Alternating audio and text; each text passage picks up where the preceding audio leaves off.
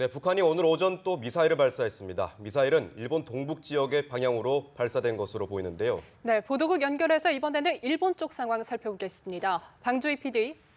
네, 일본 NHK는 오늘 오전 6시 55분쯤 북한이 일본 도호쿠 지방 방향으로 미사일을 발사한 것으로 보인다고 보도했습니다. NHK는 전국 순간 경보 시스템 제2언론을 통해 이같이 정보가 통보됐다고 전한 뒤 대상 지역은 홋카이도와 아오모리, 이바라키현 등이라고 구체적으로 전했습니다. NHK는 미사일 발사 소식을 전한 뒤 건물 내부나 지하철로 피난할 것을 당부했습니다.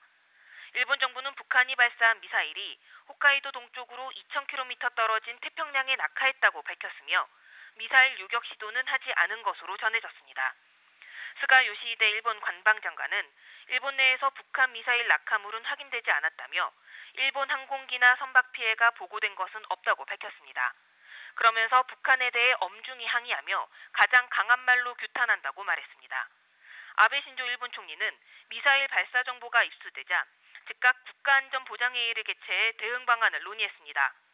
다시 한번 전해드립니다. 일본 NHK는 오늘 오전 6시 55분쯤 북한이 일본 도호쿠 지방 방향으로 미사일을 발사한 것으로 보인다고 보도했습니다. NHK는 전국 순간 경보 시스템 제2언론을 통해 이같이 정보가 통보됐다고 전한 뒤 대상 지역은 홋카이도와 아오모리, 이바라키현 등이라고 구체적으로 전했습니다.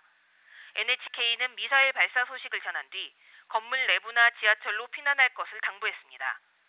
일본 정부는 북한이 발사한 미사일이 홋카이도 동쪽으로 2,000km 떨어진 태평양에 낙하했다고 밝혔으며 미사일 요격 시도는 하지 않은 것으로 전해졌습니다. 스가 요시히데 일본 관방장관은 일본 내에서 북한 미사일 낙하물은 확인되지 않았다며 일본 항공기나 선박 피해가 보고된 것은 없다고 밝혔습니다. 그러면서 북한에 대해 엄중히 항의하며 가장 강한 말로 규탄한다고 말했습니다. 아베 신조 일본 총리는 미사일 발사 정보가 입수되자 즉각 국가안전보장회의를 개최해 대응 방안을 논의했습니다. 이번 미사일 발사는 지난달 29일 북한이 중장거리 탄도미사일 화성 12형을 쏜 지 17일 만입니다. 지난 화성 12형 역시 평양 순안 일대에서 발사됐으며 일본 동북지방을 지나 태평양 쪽으로 발사된 바 있습니다. 지금까지 보도국에서 전해드렸습니다.